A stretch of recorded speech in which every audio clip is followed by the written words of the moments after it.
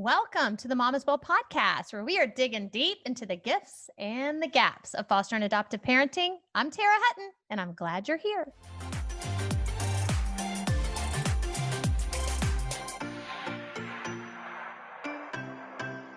Mama's Well. Yes, she is. Hey guys, I am so excited about today's podcast. It is so unique.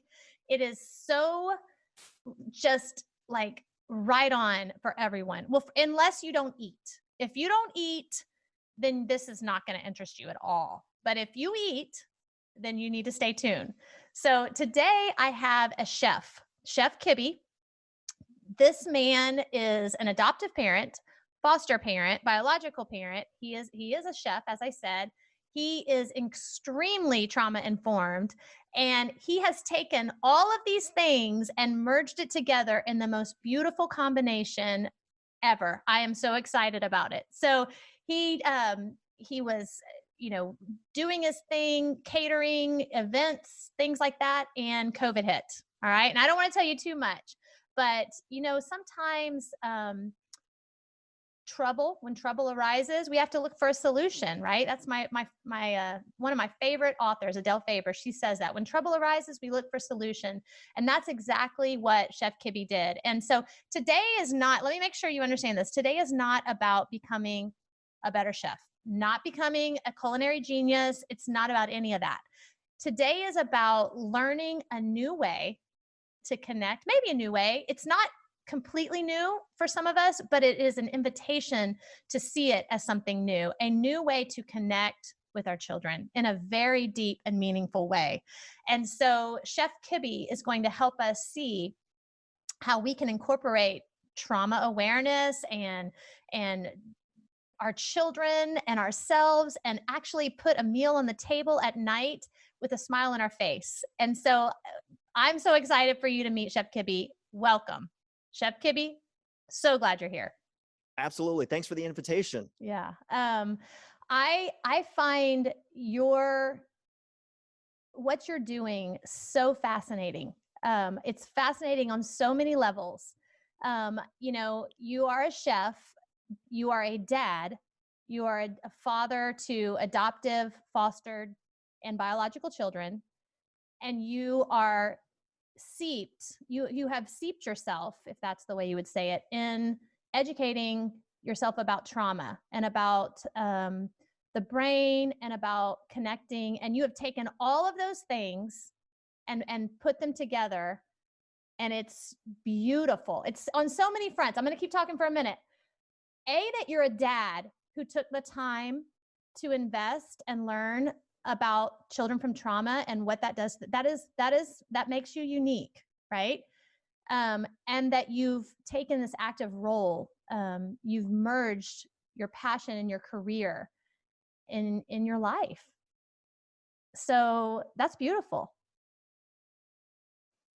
Well, thank you. I'm glad that you feel that way. And it is beautiful. There is something very beautiful about what God has brought me through and what he is taking out of something, a period of my life, and a very long period of my life that was very ugly and full of a lot of personal hardship, some periods of depression, and surrendering a lot to come to this place where now I can see kind of the bits and pieces that he was assembling along the way, and to bring it all together into this picture that if you'd asked me even 2 or 3 years ago if my life would look like this, if my ministry would look like this, if my business would look like this, I would have said you're crazy.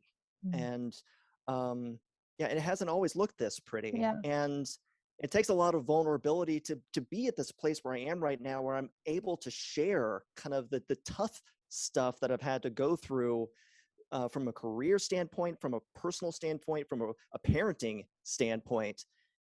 But doing so with a purpose, not to bring attention to myself, but to bring attention to the potential that my audience and your audience have at having more joy in their lives and having more fulfillment and feeling like good parents when many of us many days don't.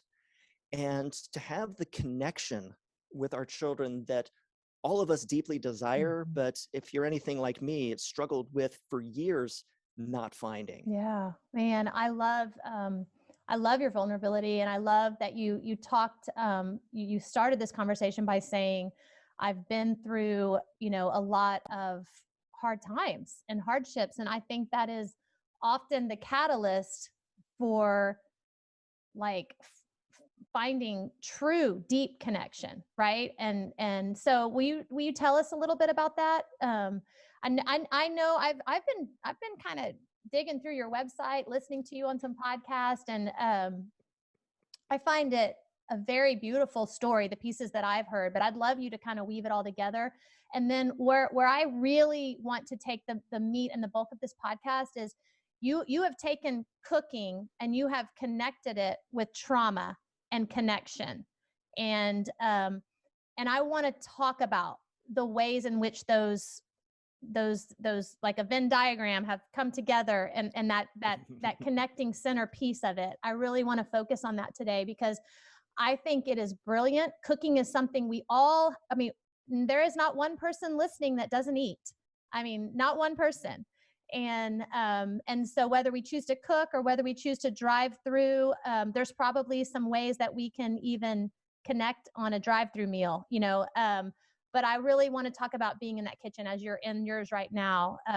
That's a connecting place in our family and for our family, and it's beautiful. So let's hear a little bit of your story and how all this merged together. Will you start with that? Sure, and it wasn't an intentional effort. I think it's something that came over years of me kind of dragging my feet, kicking and screaming Yeah. to get to this place. I would say the heart and soul of kind of the issues that I've struggled with and have tried to overcome comes from the the desire that my wife and I had from the very beginning of our marriage, when we were first engaged and talking about the way we wanted our family to look. God had already put it onto my wife's heart that she wanted to adopt, that she wanted to have children in her home, in her family from outside of her home. And that's a story that she can share much better than I can. But from a relationship standpoint, from a marriage and parenting standpoint, we knew that at some point, if God graced us with biological children, that's wonderful. But we also felt that it was part of God's plan for us to bring in children from outside of our family tree, from our blood relations.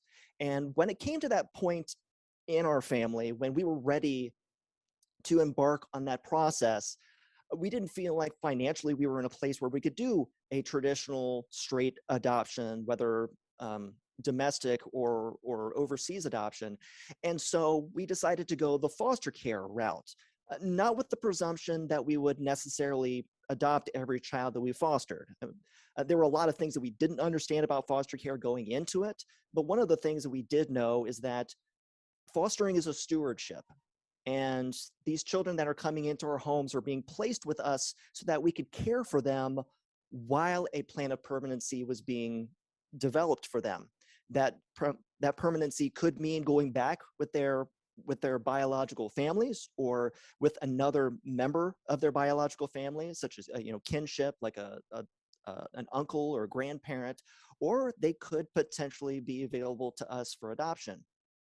All that to say, we got into foster parenting thinking we kind of knew what we were doing until we got our first placement. And we were very quickly overwhelmed Aren't we with all? with the needs and the behaviors and everything. It brought a lot of disruption to our home, physically, and from a standpoint of our schedules and just the peace that we had in our home.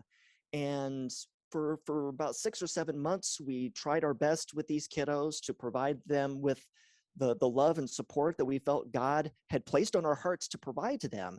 But the behaviors and the issues and the struggles that we're dealing with became so heavy on us that we ended up disrupting our first placement, which meant basically saying to the agency, you're going to have to find another foster family for these children. And that was, again, a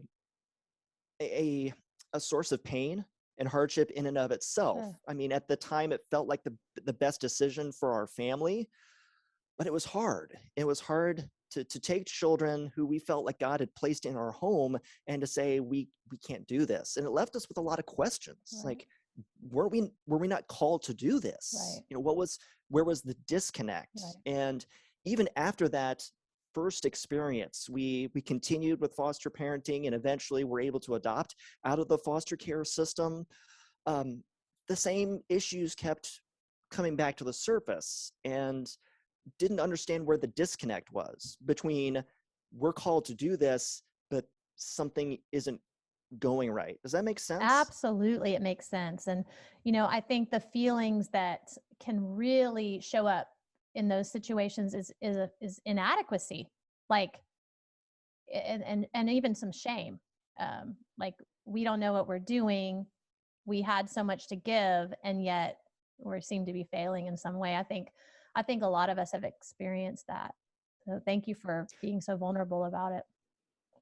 Yeah, there is a lot of shame, a lot of guilt, a lot of loneliness that comes with that, because you don't feel like you can share that with other people, because again, there just seems like a hypocrisy in it, or just like a guilt that this is what I signed up for, and I'm not doing a very good job with it. That's right. And for me, as a husband and as a dad, I I didn't know how to deal with it. I thought that God had brought these children into my life, and God had wired me the way I am, and this is the way I parent, and this is the way I discipline, and this is the way I structure, and it's my children that needed to change. Or maybe I literally prayed for my wife that God would do a work in her heart to equip her to better handle our children. I mean, I'm being completely honest with you here. I And at the same get it.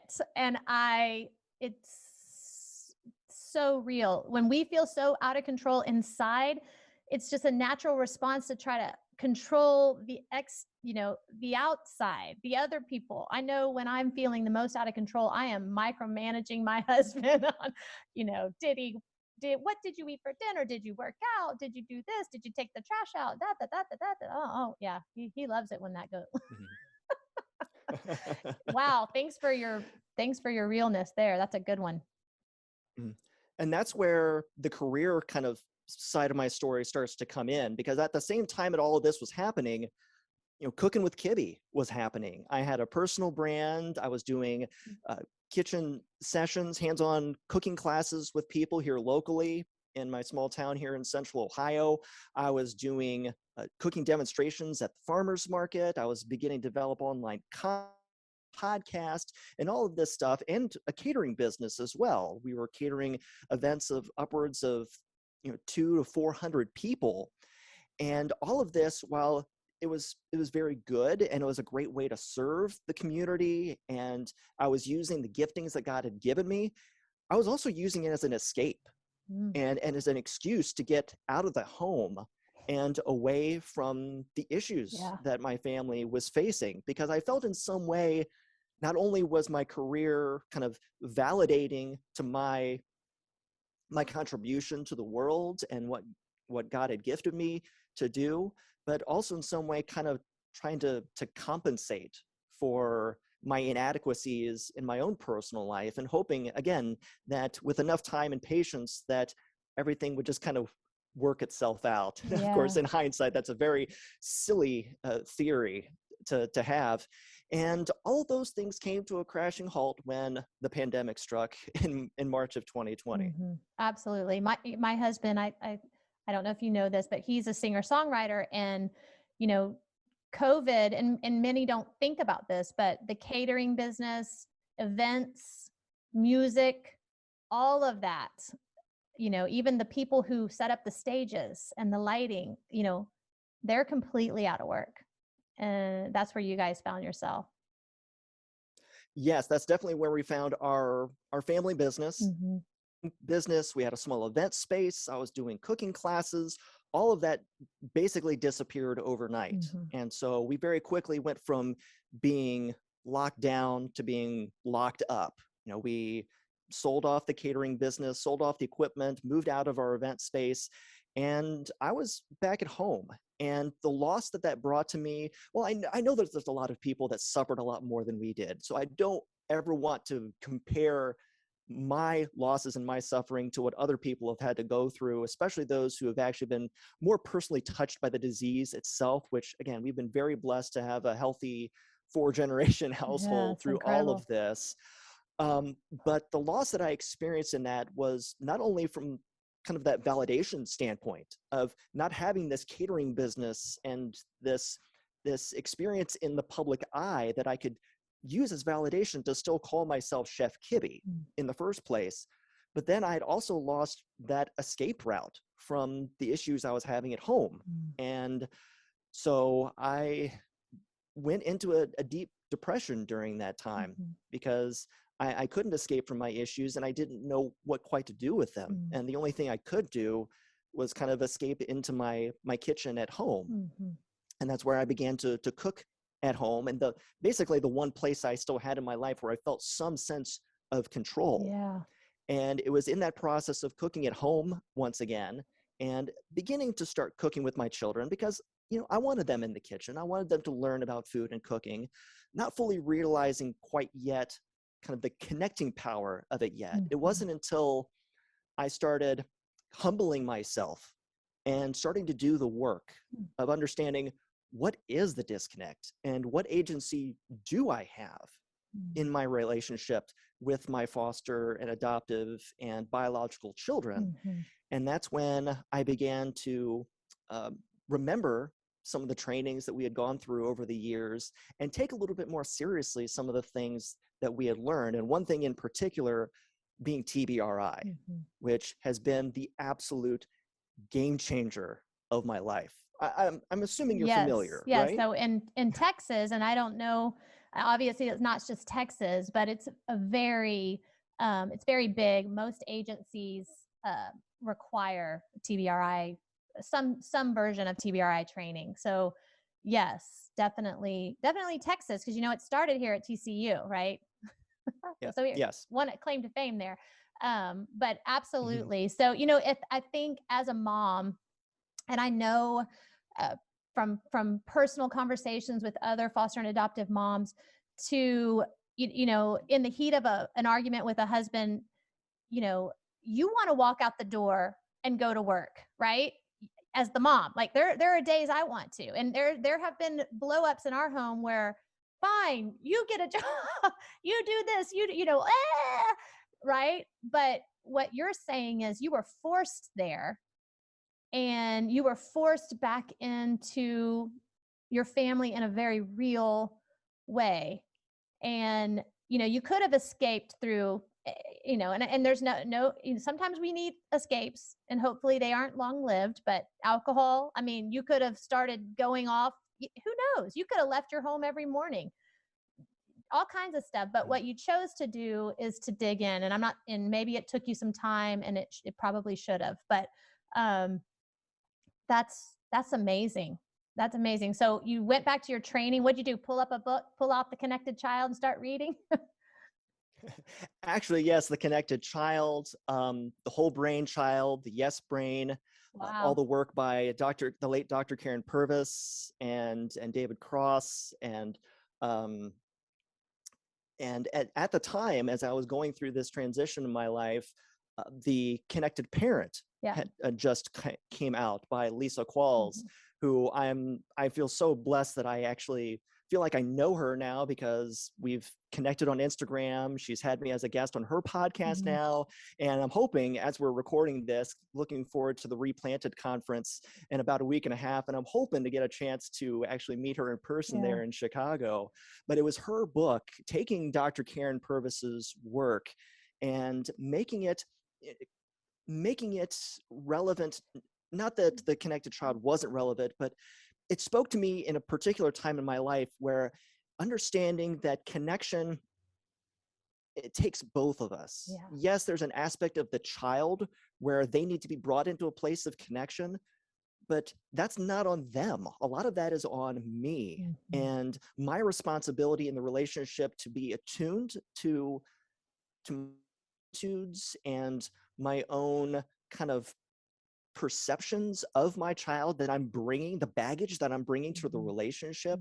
And when I became mindful of the way I was looking at my child and the way I was looking at them and kind of blaming them for their behaviors instead of looking at the needs behind their behaviors, it was like a light bulb began to shine into my life and into my relationships. And what was really interesting was the way that that light bulb came into my life more fully was actually in an interaction that I had with one of my children in the kitchen. And it's a story I love sharing Please share. that all has to do with basically a pile of vegetable scraps on the cutting board that my child came up and asked me if she could chop those vegetable scraps for me. And I was like, what are you talking about? These are scraps that are going to go into the compost, or we're going to send them down the hill and let the chickens feed off of them. You know, why would you want to do that? And I think any of us, if our child came up to us in the middle of dinner prep, which for some of us, for some of you listening, might be a stretch of the imagination just to begin with, but to have them come up to me and ask me to do this, there are a lot of no's that were coming into my head, a lot of ways that I could refuse that request, a lot of concerns that all of them being valid, you know, for safety and for my own personal anxiety and for time management, that this wasn't a good idea. In that moment, there was a transition that happened in me where I said, how can I make this a yes? How can I say yes to this child? How can I say yes to her having this time with me in the kitchen? How can I say yes to her modeling the way I hold myself, the way I hold my knife and the items on the cutting board using my pencil grip and bear claw that I teach in my knife skills course? How do I model just my tone and the way I see her and allow her the opportunity to do something that allows her to express herself creativity. Her creativity with chopping these vegetables and making a salad for the chickens. And so I said yes. I gave her an apron. I gave her a cutting board. I gave her a knife that was appropriate for her level of skill at that particular time. And she taught me so much in that moment about the agency that I have in connecting with my child, and more specifically about the connecting power of the kitchen, because there's such power in food. And I think you'd already mentioned that earlier, that food is very powerful. It is something that impacts us every single day of our lives, whether we're cooking or not. Food is something that we all have to think about, we all have to be concerned with. And for our children, especially children from hard places, whether they had food issues or not, it is a major source of anxiety and either power or powerlessness. And for us to know that we can use that to our advantage, to empower us in speaking trust and felt safety into our children, I think that's a game changer. That's what it's been for me. And that's why I'm so passionate about sharing this message with so many other parents that have dealt with the same issues that I have. Yeah, I'm telling you, that is powerful. That is so powerful. She was saying, I want to be with you and I want to be like you. And holding a knife is empowering. And isn't that part of TBRI? Empower. That's one of the principles, to empower and to connect. So I think that is powerful. And there has not been one of my 5 children that has not desired at some point to be in the kitchen with me. And unfortunately, I've turned them down many times, right? Because I want to manage the mess. I want to manage the time. I sometimes just want to be alone. But there have also been times that I've said yes. And it's been, it's amazing. And as a mom who have kids that are now married, they know their way around the kitchen. And that's a beautiful thing. You know what I mean? They have, my son Carter, I'll have to post a picture, but he does this, ramen. He does this ramen. I mean, it's got eggs and sriracha and green onions. And I mean, it's like beautiful. I'll send you a picture. It's beautiful, but he made that up and he feels empowered that that's his thing, you know? So this is awesome. keep going. Tell me some more. That's a beautiful story. She made the chicken some salad, which I love. You give your chickens real food. That's awesome. Not to be confused with chicken salad, which No, is no, something no, no, completely no. different altogether. These are chickens. They probably run around your yard and you give them scraps. I love it. Okay. So that was kind of your epiphany, right? That was your wake up moment. All right, go from there. It's a great story. Absolutely. And then from there, it was a matter of, okay, well, I've been doing this cooking with Kibby thing for a while. And that was very much about my sharing of just my passion for food and cooking with other people, which in its season was well and good. But I knew that there was something more to it, which is why over the last few months in particular, I've really been transitioning my content creation strategy to this idea that cooking is connecting. Like that is my central message that I want to get across to people.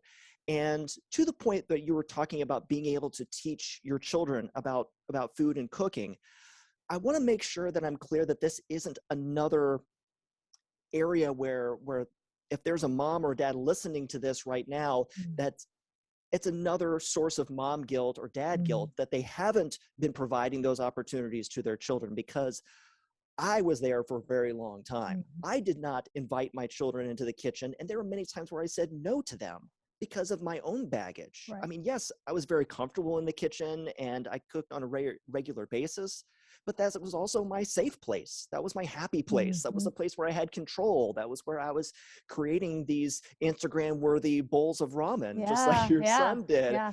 And to invite my children into the kitchen or to allow them into the kitchen was a source of anxiety for me. Yeah. And so I had to surrender part of that. And for you listening, there's the way you surrender in inviting your child or allowing your child to be in the kitchen with you may look a little bit different from me.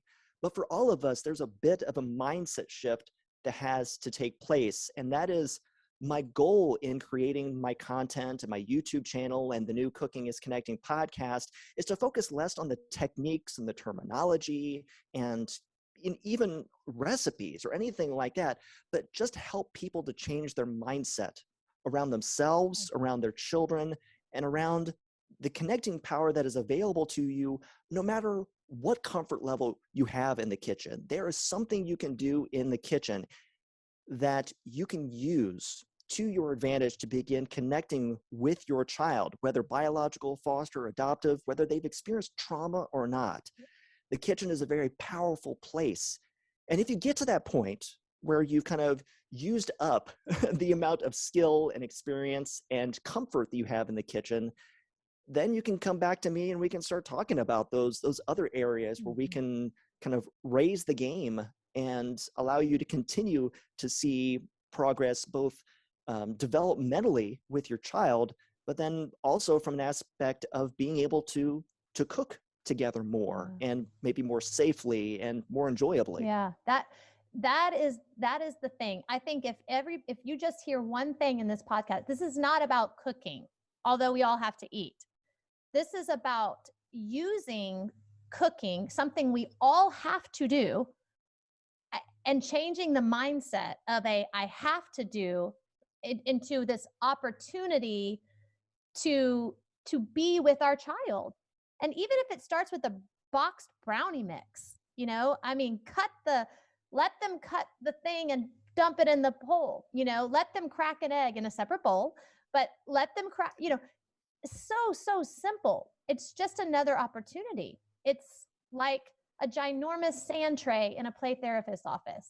It's like another opportunity. I love that. It's not about the cooking. It's about connecting. It's not about being a brilliant chef. It's not about any of that. That's awesome.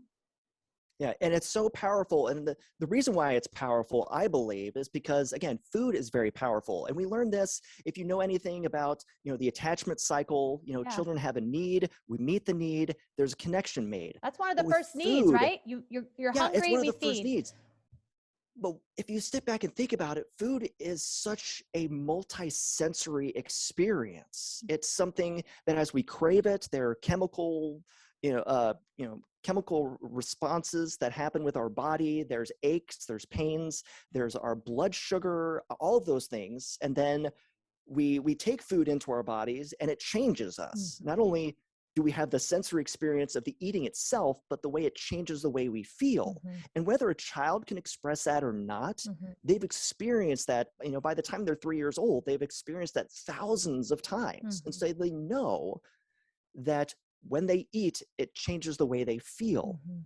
And that's a very powerful tool that we can use. And then when we begin to allow them to take part in the process, then they are now allowing themselves to provide that experience for their family members. And that's where you get that sitting around the kitchen table and the first thing that comes out of their mouths is, I helped make supper.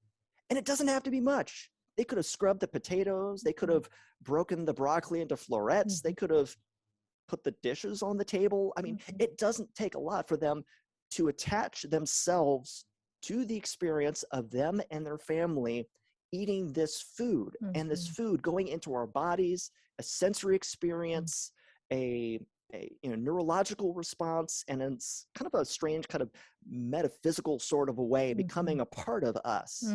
And while, again, a 5-year-old isn't going to be able to express it in those terms, they understand that there's something important and impactful in that. And again, it doesn't take much in order to have that impact. And that's the kind of impact that you and I want for our children, especially for those who have presented behaviors that have often felt rejecting of our compassion and of our support and our love. We want them to receive that from us. And to me, this is another language that we can use to communicate past the negative effects of trauma and start to build those healthy neurological pathways that allow them outside of the kitchen and outside of the experience of cooking together to be more calm, to feel more safe, to feel like they have more control in their lives, and to be more responsive to the love and support that we've always given to them. Yeah, that's powerful. And I think it's another opportunity for me to teach my daughters about food, about, there's good, better, and best, right? Sometimes we have time to create, a red sauce for pasta from scratch with tomatoes. Sometimes we use a jar. There's different good, these are little things that I just talk out loud. I just speaking out loud and teaching about food even, that's important, because if you start thinking, I remember when I started, my boys were getting older and I was like, okay, we have one more year. Like, what is this list of things I want to make sure that I've imparted? I want them to know how to make wise choices about their food. And so that's another great opportunity to just talk out loud about that. What are some of, can you share, maybe, I think the first question is, I've got all these behaviors that my kid's so dysregulated. How in the world am I going to have them in the kitchen with a knife? Like, I mean, I'm sure that's going on, right, in some heads, because I can think that now. I can tell you right now from my experience, my daughter will calm down. Like it's when I invite her into anything that I'm doing, especially a grown-up thing, she will rise to the occasion. And I would definitely think that children see cooking as a grown-up thing, unfortunately. So what are can you tell some stories maybe about your own children or children that you've heard stories, I'm sure. Yeah, part of the work of TBRI, and this follows right into Cooking is Connecting, is being a bit of a detective. I know I've listened to a lot to Robin Goebel on her podcast, Parenting After Trauma, and she talks often about having these kind of X-ray goggles to be able to see through our children's behaviors. And part of that detective work is understanding kind of where their passions are, where their concerns are, where their sources of anxiety are. And so, yeah, you might have some children that are going to respond really well to being in the kitchen. You have some that might be a little bit more hesitant. And so as with any kind of new activity that you're involving your child in, whether it be play therapy or equestrian therapy or anything else, it might take a little bit of detective work to figure out what's the best way to broach that situation. But once you have them there, then it's a matter of, again, having a connection mindset in involving them in the process, giving them opportunities for choice as far as which activities they can embark in, being clear about the expectations you're placing on them, while at the same time being clear that you're there to support them and not trying to set them up for failure. You want this to be an experience that is creating a sense of empowerment and felt safety and connection, and not another source for anxiety. And so while there is no kind of one size fits all way of approaching this, which I'd love to say, here are the steps to take. That's one of the reasons developing my online program, the Cooking is Connecting program, is to kind of go into some of those more into the minutia, some of the different activities, the different interactions that can take place in the kitchen, and how we can frame our mindset toward connection in those interactions, in the way we are giving instructions, in the way we are their performance, in the way that we are giving them correct things that we don't necessarily think about, like our posture and our tone, and the way we look at them when they're in the kitchen with us can such volumes to them and create an atmosphere of connection and felt safe. Again, it's going to impact their lives outside of the kitchen as well. Yeah, I can see that. I can definitely see that. So tell us about this Cooking with Kibby. So the Cooking is Connecting program is something that I'm in the process of developing as we're sitting here recording right now. My goal for it is to take basically the lessons that I've learned over the last 10 years of having children in my life from hard places, and understanding trauma-informed care, while at the same time incorporating my mindset on food and cooking, and to show parents how, in a very short period of time, in a span of about 10 weeks, how they can begin to see themselves, their children, and the kitchen in a much different way. And addressing, again, kind of those specific needs around what are the interactions that happen in the kitchen, and how can we use those to our advantage. It goes very much in line with my Cooking is Connecting 20-day challenge, which is a free email challenge that any of your listeners can embark on right now. They go to cookingisconnecting.com. They can sign up for that 20-day email challenge. And that goes through some of those different activities and the things that we want to communicate to our children about, that we are trustworthy, that we are dependable, that they can rely on us, that we believe in them, and that we can empower them to do great things and get them connected to other people in this world. I've been able to take some of those kind of developmental tools that we want to give to our children and how we can incorporate them in the shared act of cooking and eating together. And so taking this video course with downloadable PDFs that you can use to kind of engage with the content on a more deep level, I feel is going to take people on a much quicker journey than I had to take myself. Boil down all the lessons that I've had to learn the hard way, and really speed up the development for families that want to see some practical changes happen in their lives. And I can think of no more practical way to begin to develop connection with our children than, like you said, something that we have to do every day is eating. And to see the kitchen in a different way. I'm really hoping that families are going to not only take advantage of this resource, but begin to see the results that other families that I've already had the opportunity to work with are starting to see in their lives. Yeah, that's great. Because I know you've listened to some of my podcasts, and one of the things that I'm learning is that, really the ability for me to be there for my child, it really starts with me, and being able to tune in to myself and know how much do I have to give right now. And so I think that 20-day challenge is kind of, that's a neat opportunity. And I signed up for it yesterday. So I will hopefully get an email today. Maybe, I don't know how it's exactly going to work, but it's kind of an opportunity for me. I'm thinking of, I do allow my children in the kitchen. It's not something I'm taking this as an opportunity to broaden it, to make it more often and more purposeful and more mindful. But I think it's important that we don't start this on a day where, we've had, 4 appointments, one ran late, the dog got out, we had to chase it down the street. I mean, whatever, I think it's important that we as parents, take a deep breath and say, this is what we're going to move into. And this is the time that we're going to move into it, and pick a meal that's not, 50 different ingredients or you know what I'm saying?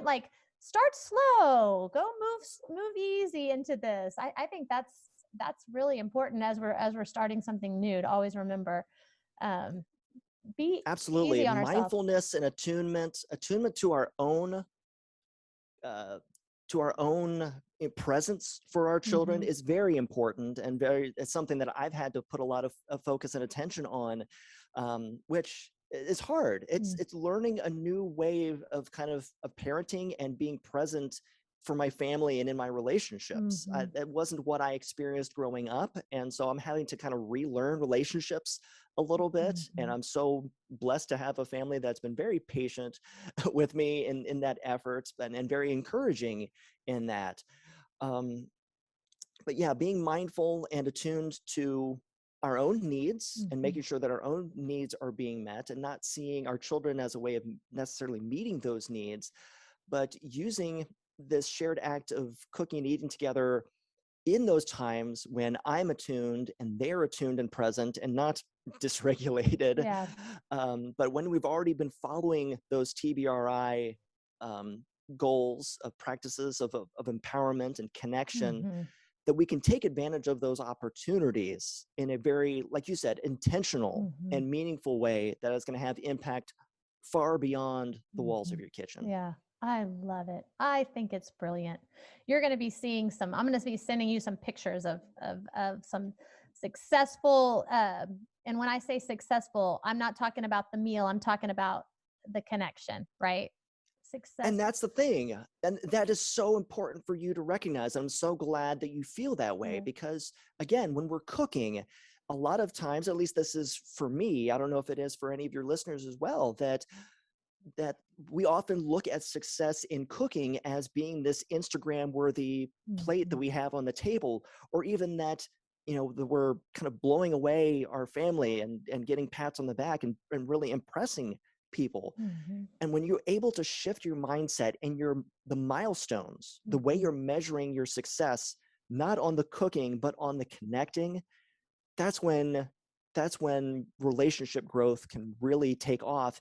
And surprisingly enough, the food might actually turn out as good, if not better, because of the mindset shift. At least it's been my experience. It may not always be that way, but even if everything goes to pot and you have to order takeout, you've still done it from a mindset of connection. That's right. And that's still a contact point that you've made with a child in your life, whether biological, foster, or adoptive, that they see you, they see that you see them, and they feel recognized by them and acknowledged by you. It's so impactful. Yeah. Hey, I've enjoyed this, and a memory just came to me that I want to share with you. It's about my father who's passed away. I've shared a little bit about him on the podcast before, but he used to brag that he was a chef, or a cook. It wasn't a chef, in the Army Reserve. And so this was before school age. I was in daycare.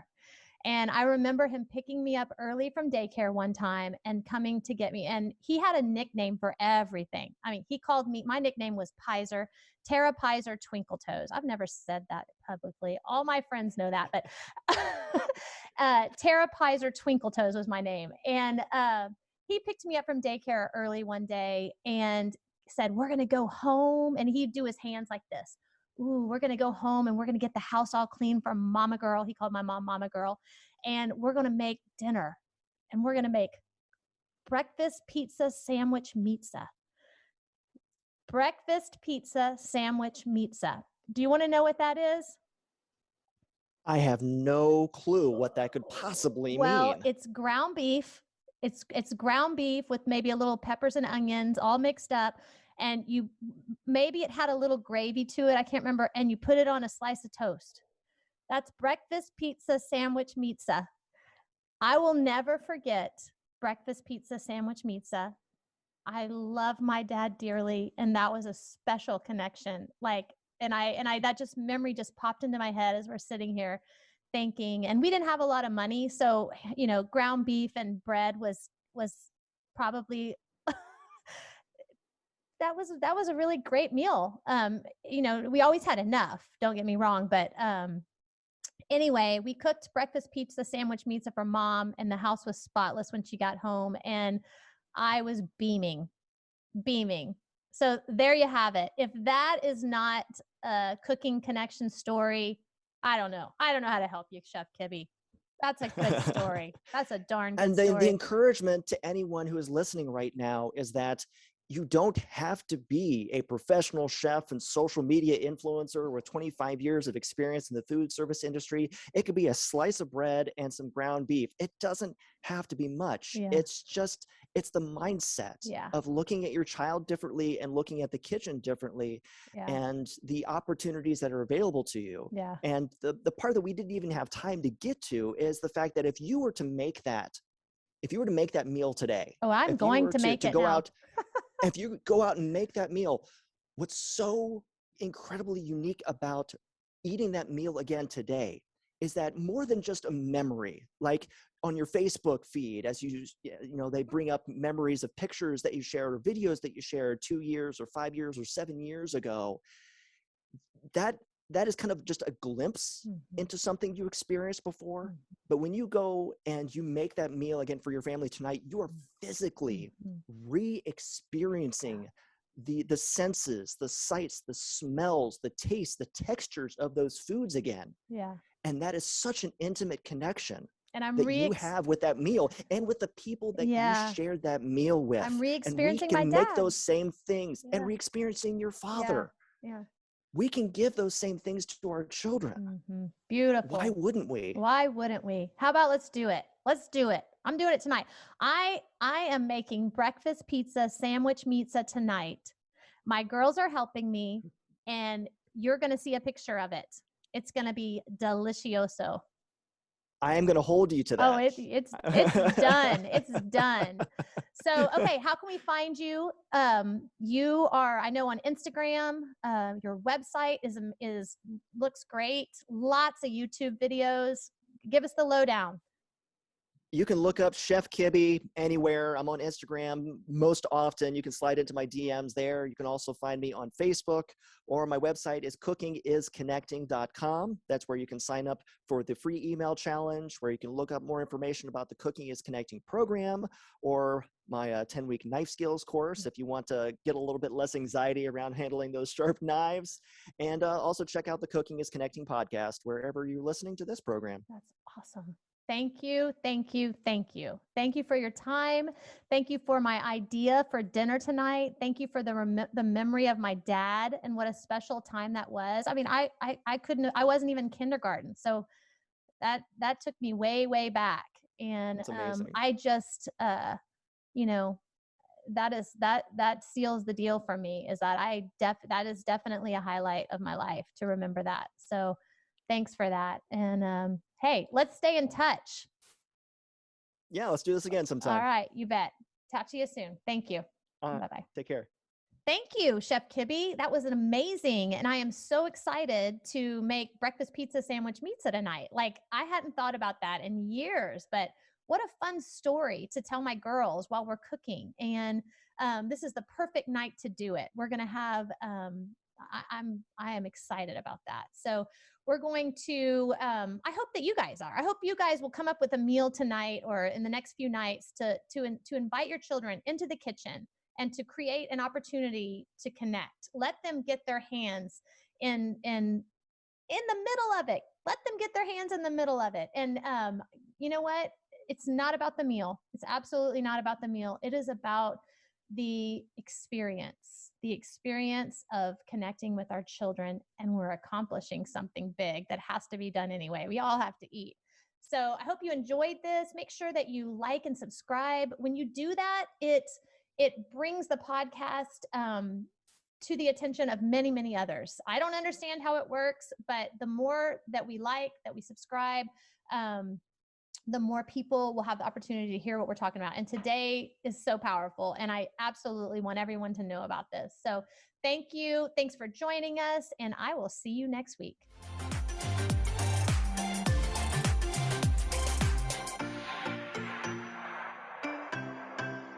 Mama's well. Yes, she is.